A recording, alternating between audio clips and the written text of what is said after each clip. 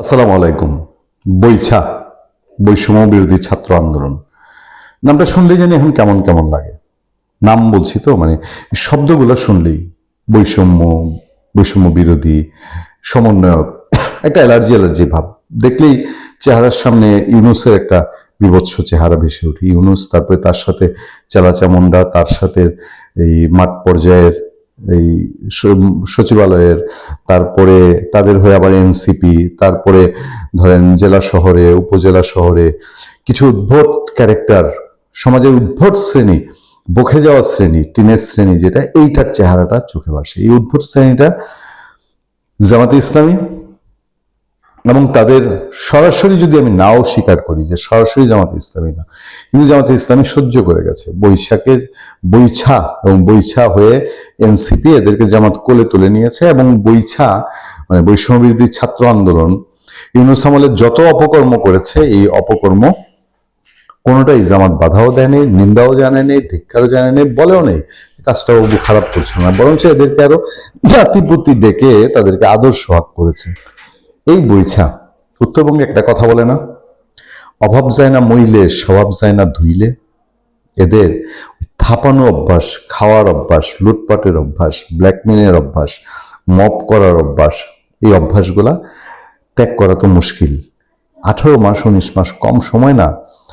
আর এর মধ্যে বিএনপি সরকার এসছে। বিএনপি সরকারের প্রথম 1-1.5 মাসে প্রথম দিয়ে বুঝতে পারছিলাম না, মনে হচ্ছে যে এদেরকে খুব একটা না ঘাটানোর স্ট্র্যাটেজি বিএনপি নিয়েছে কিনা।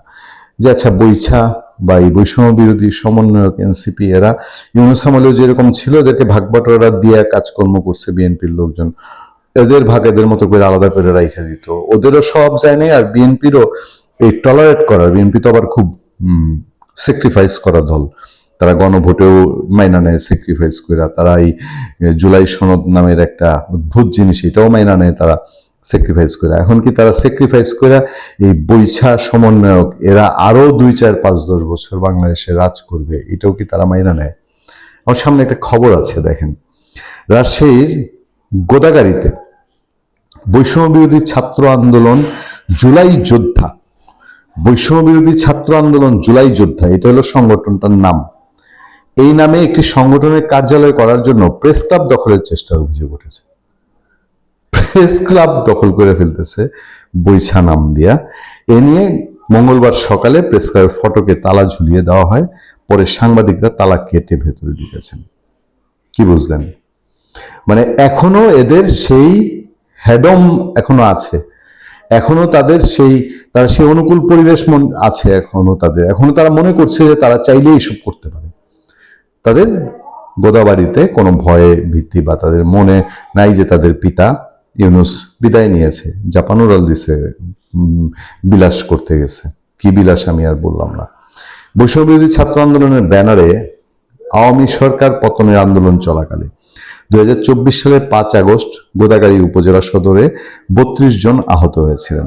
তারাই বৈষম্য বিরোধী ছাত্র আন্দোলন জুলাই যোদ্ধা নামের সংগঠনটি করেছেন। তারা এখন প্রেস ক্লাব ভবনে নিজেদের কার্যালয় করতে চান। মামুবাড়ির আবদার। 32 জন আহত হয়েছে, 32টা মিলে একটা সংগঠন করে ফেলছে। সংগঠনের কাম কি? দখল করো। কি দখল করো? এখন প্রেস ক্লাব দখল করবে। মন চাইছে, মর্জি হয়েছে, তারা প্রেস ক্লাব দখল করবে। এদিকে গোদাগাড়ির সাংবাদিকদের একাংশ 2004 সালের উপজেলা প্রেস ক্লাব গোদাগাড়ি নামের এই প্রেস ক্লাব প্রতিষ্ঠা করেন। আচ্ছা, তখন উপজেলা সদরে একটি ভাড়া ঘরে এর কার্যক্রম চলত। 2009 সালে ডায়ংপাড়া মোড়ে সাংবাদিকরা এক কক্ষের একতলায় একটি ভবন নির্মাণ করেন। দীর্ঘদিন ওই প্রেস ক্লাবের সভাপতি ছিলেন আলমগীর কবির ব্রেকেটের তোতা। জুলাই যোদ্ধাদের অভিযোগ, আলমগীর কবির আওয়ামী লীগের দোসর, মানে প্রেস ক্লাবের একাংশের সভাপতি আওয়ামী লীগের দোসর হতে পারে, মানলাম। তার উদাহরণ টেনে প্রেস ক্লাবটি দখলের চেষ্টা চলছিল আগে থেকেই। মানে ওই যে প্রেস ক্লাব যেটা 2009 সালে প্রতিষ্ঠিত হয়, সেটা যে সভাপতি আলমগীর কবির তোতা, সে আওয়ামী লীগের দোসর, এইটা দেখা পুরো প্রেস ক্লাবের অফিস তারা দখল করে ফেলবে। আচ্ছা, এই অবস্থায় সম্প্রতি প্রেস ক্লাবের নতুন কমিটি গঠন করা হয়। সভাপতি হন আমার দেশ পত্রিকার প্রতিনিধি সাইফুল ইসলাম। নিঃসন্দেহে এন্টি আওয়ামী লীগ মানুষ, এতে কোনো সন্দেহ নাই। অন্যায় দেখছি না, যে কেউ যে কোনো আদর্শের হইতে পারে। আচ্ছা, কিন্তু আমার দেশের জামিল আহমেদ যখন, আমার দেশের সাইফুল ইসলাম যখন প্রেস ক্লাবের সভাপতি, তখন তো আর এর মধ্যে আওয়ামী লীগের দোসর গন্ধ খোঁজা খুব কঠিন, তাই না? আর সাধারণ সম্পাদক কালবেলার জামিল আহমেদ নতুন কমিটির কার্যক্রম দেখার পর প্রেস ক্লাবটি দখলে নিতে গতকাল তালা দেওয়া হয়। নতুন কমিটির কার্যক্রম দেখার পর, মানে নতুন কমিটি যে হয়েছে, কমিটি হয়ে গেছে একটা, এখন সাংবাদিকরা একটা বডিতে চলে আসছে, এইটা দেখেই মাথা খারাপ হয়েছে, তারা প্রেস ক্লাবটা দখল নিতে চাইছে। এদিনেই বৈষম্যবিরোধী ছাত্র আন্দোলন জুলাই যোদ্ধার সাধারণ সম্পাদক মোহাম্মদ মুরসালিন উপজেলা নির্বাহী কর্মকর্তার কাছে একটি লিখিত অভিযোগ দেন। এতে বলা হয়, প্রেস ক্লাবের ব্যানারে আওয়ামী লীগ রাজনৈতিকভাবে সংগঠিত হওয়ার চেষ্টা করছে। বিষয়টি যথাযথ তদন্তপূর্ব প্রয়োজনীয় ব্যবস্থা গ্রহণ করে প্রেস ক্লাবের নামে যে কোনো ধরনের রাজনৈতিক পুনর্বাসন কার্যক্রম বন্ধ করতে কার্যকর পদক্ষেপ গ্রহণের দাবি জানানো হয়। ইউনোর কাছে অভিযোগ দেওয়ার পরই প্রেস ক্লাবের ফটকে তালা ঝুলানো হয়। একদিক থেকে ইউনোকে কমপ্লেন করেছে, একদিকে তালা ঝুলাইছে। এ নিয়ে প্রেস ক্লাবের সভাপতি সাইফুল ইসলামও গোদাগাড়ি থানায় একটি লিখিত অভিযোগ দেন, কিন্তু পুলিশ কোনো পদক্ষেপ নেয়নি। ওই যে বললাম যে বৈছার এইসব বৈছার মন চাইছে, একজনের একটা অফিসে গিয়ে তালা মেরে দিছে, পুলিশ নিশ্চুপ। কারণ কি এটাই যে এই সরকারের সময় এসে তাইলে এরা এই টাইপের মব দখল করবে আর তারা তাদেরকে নিরাপদ ভাবছে। পরে সাংবাদিকরা তালা কেটে ভেতরে ঢুকেন। প্রেস ক্লাবে তালা দিয়েছিল বিশ্ববিদ্যালয় ছাত্র আন্দোলন জুলাই যোদ্ধার সাধারণ সম্পাদক মোহাম্মদ মুরসালিন। তিনি বলেন, ওখানে সব আওয়ামী লীগের দোসররা থাকতো। 5 তারিখের পরে বন্ধ করা হয়েছিল। আওয়ামী লীগের কোনো দোসরকে এলাকায় কাজ করতে দেওয়া হবে না। আওয়ামী লীগের অনুসারী সাংবাদিকদের বিরুদ্ধে আপনারা আইনি ব্যবস্থা নিতে পারেন, কিন্তু অন্য সাংবাদিকেরা তো প্রেস ক্লাবে বসতে পারেন। এ প্রসঙ্গে মুস্তাহিম বলেন, অন্য সাংবাদিকেরা সব পাতা, এদের কিছু করার ক্ষমতা নেই। পেছন থেকে আওয়ামী লীগের দোসররা যা বলবে এরা তাই করবে। মানে সব সংবাদপত্র কি আওয়ামী লীগের দখলে নাকি?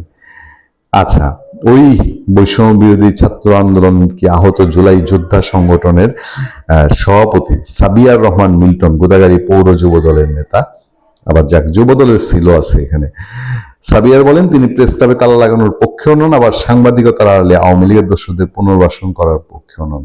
তিনি দাবি করেন, এখন যারা সাংবাদিকতা করছেন তারা গত 17 বছর আওয়ামী লীগের দালালি করেছেন। এবার কি ওনাদের দালালি করলে ওনারা খুশি? উপজেলা প্রেস ক্লাব গোদাগাড়ীর সভাপতি সাইফুল ইসলাম বলেন, প্রেস ক্লাব ভবন আমরা কষ্ট করে তিলে তিলে নির্মাণ করেছি। একটা প্রেস ক্লাব ভবন নির্মাণ করতে কি কষ্ট হয় এটা আমরা সাংবাদিকরা জানি।